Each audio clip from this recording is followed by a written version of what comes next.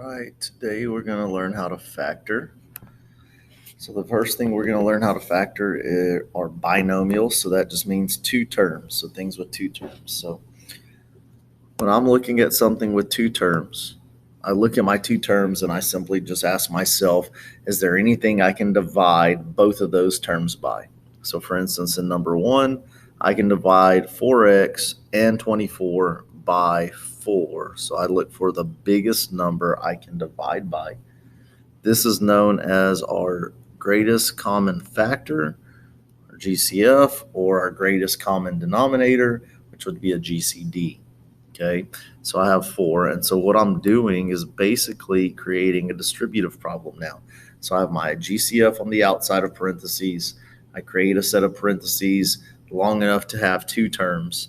Okay, and essentially I can think of things as one way. So I can divide 4x by 4, and I'm left with x, right? Or I can say 4 times what would give me back to 4x, so that would be x, so 4 times x gives me back to 4x. And then for my second term, again, I just divide 24 by 4, and I get a positive 6. And so I have 4 times the quantity of x plus 6, and then I am done. Okay, when we're factoring, we're not trying to find what x is, we're just figuring out what two things we multiply to get our answer.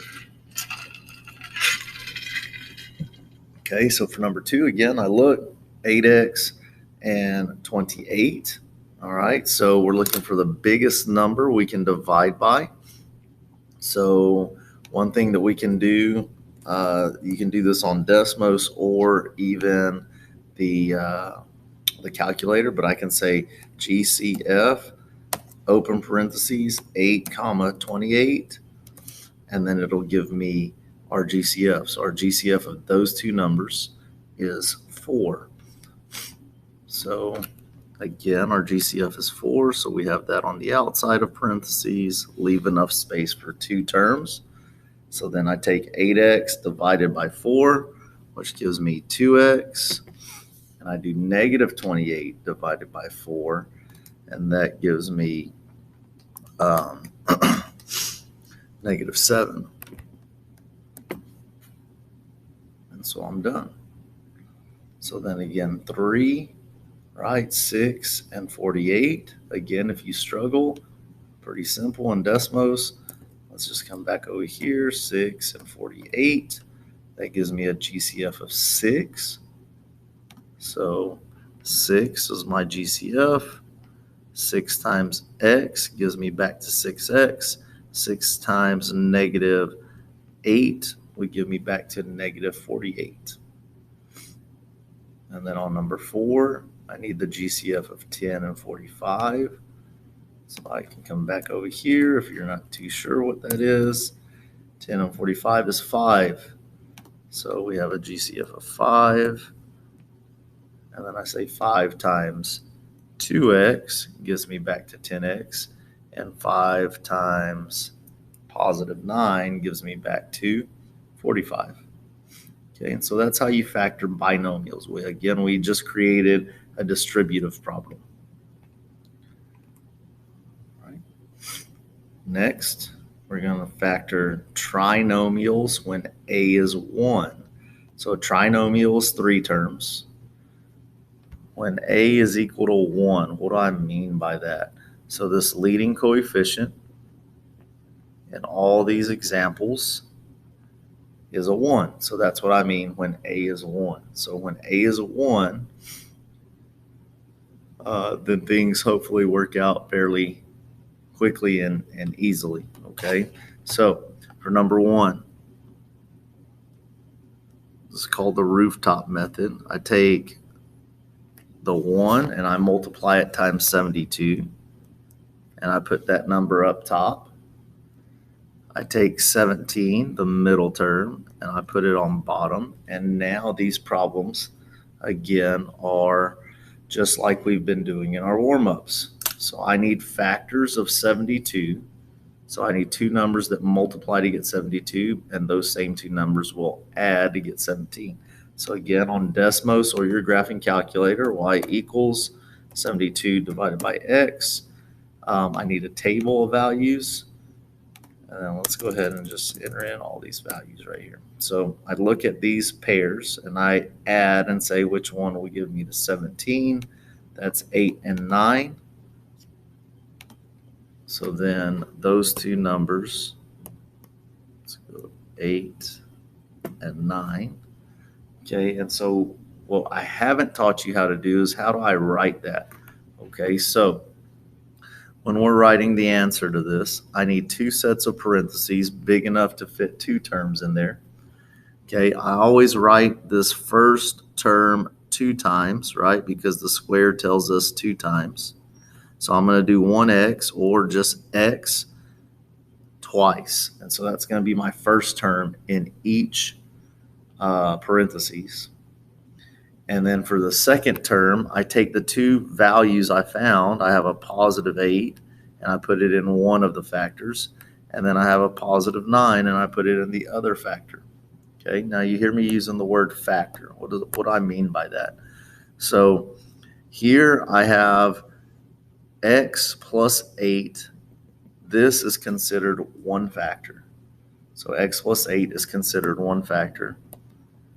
And then x plus 9 is considered our second factor. So this has two factors, one of x plus 8 and the other of x plus 9.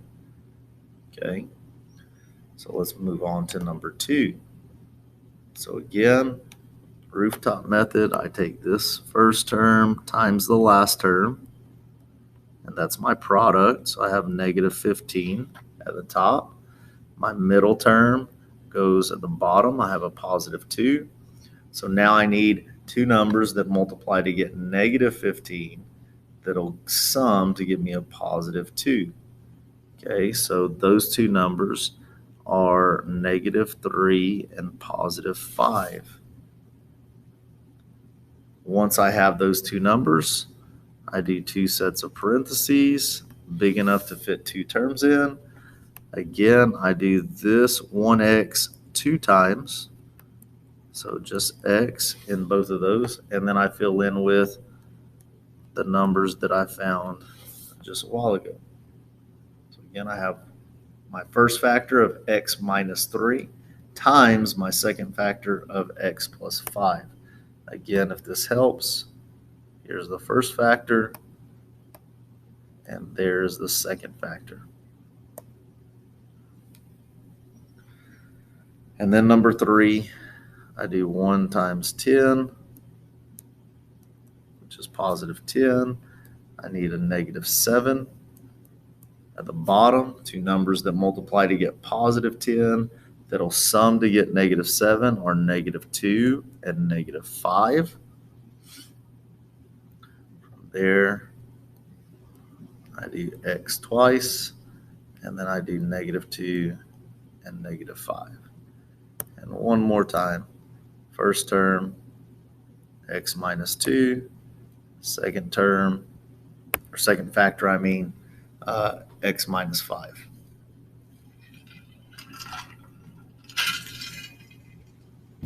And that's factoring a trinomial when a is equal to 1. Now I'm going to factor a trinomial when a is not equal to 1. So what do I do? Okay, it's the same process as before. I take the first term times the last term. Okay, so first term times the last term. I'm going to do my x right up here. So 5 times 12 gives me a positive 60. The middle term goes on the bottom, so I have factors of 60 that will sum to get 19. So again, let me help right here. Going back to Desmos, I'm going to change this 72 to a 60.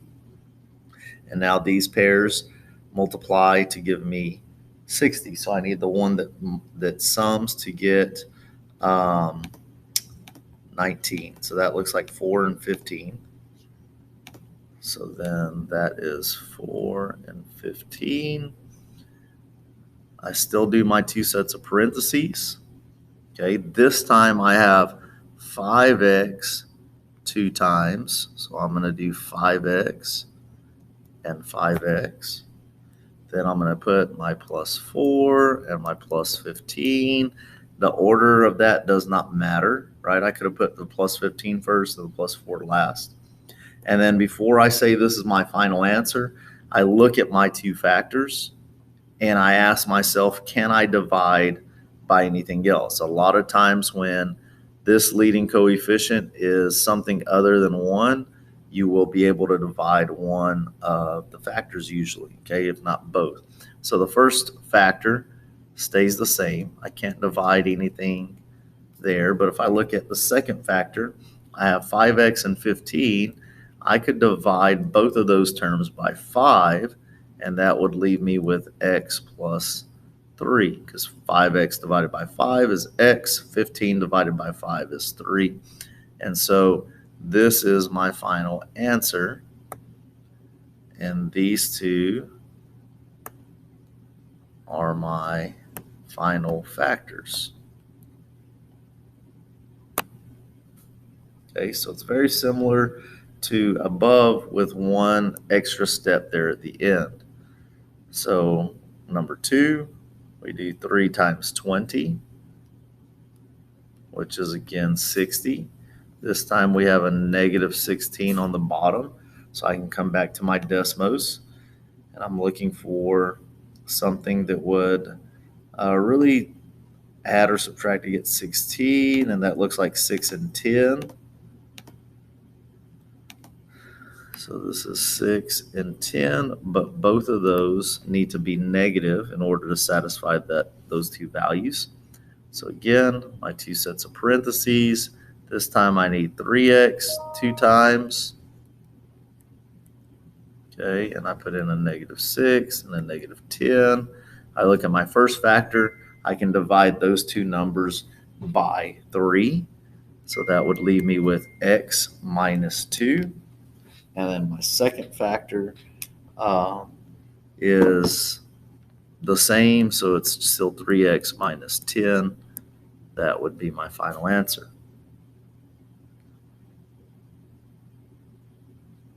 Okay, so let's do one more. So again here, rooftop method, 3 times 7 is 21. I have negative 10, so I need two numbers that multiply to get 21. That would give me negative 10. That's negative 3 and negative 7.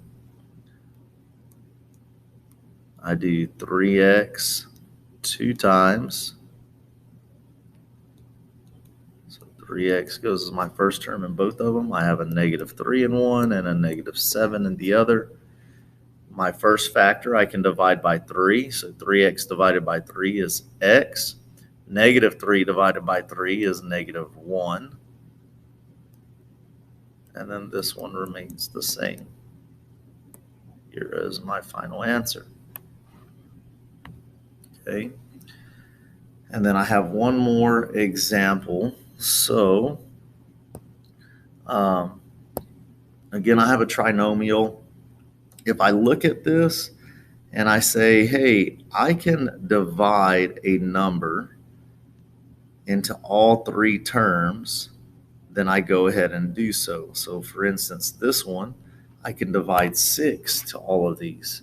So if I were to divide 6 to every question, right, or every term, I mean, then I get t squared minus 6t minus 7. And then from here, this is now a leading coefficient of 1. So this gives me negative 7 up top, negative 6 on the bottom. That looks like 1 and 7, and the 7 needs to be negative.